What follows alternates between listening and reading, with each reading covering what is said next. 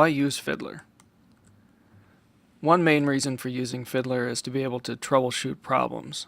So I've had many occasions where I've thought that I had coded a page correctly, or I had deployed all the files as was necessary, and things just weren't working like I expected. So one of the first tools I always grab is Fiddler, start it up, and we'll show later some particulars about how to do this, but just make the request for the website as I would expect, and look through Fiddler to see why things might not be behaving correctly.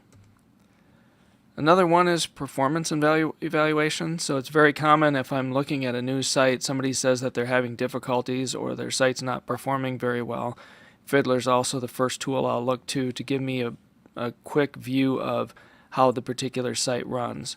How many images do they have? How many JavaScript files, CSS files? How big are the files? We'll talk about that in detail as well.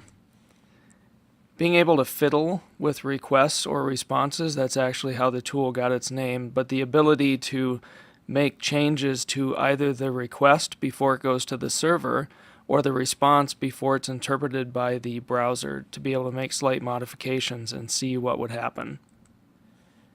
That's often done for security testing, so if we want to see how the server would react, there's times where we can't make a browser behave a certain way, but we can certainly open up Fiddler and modify the request that goes to the server and see how the server would react.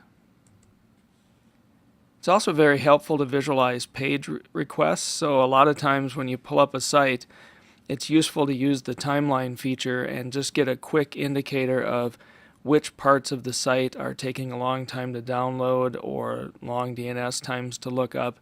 It gives a good overall feeling for how the page is performing and which parts of the page are taking longer than others.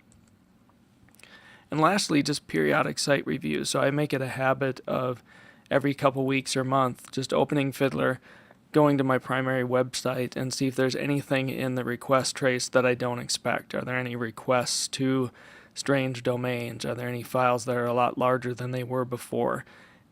Is compression suddenly not turned on? It's just a quick review to see, is the site behaving as I would expect? Fiddler gives me a good view into how the site is running and performing.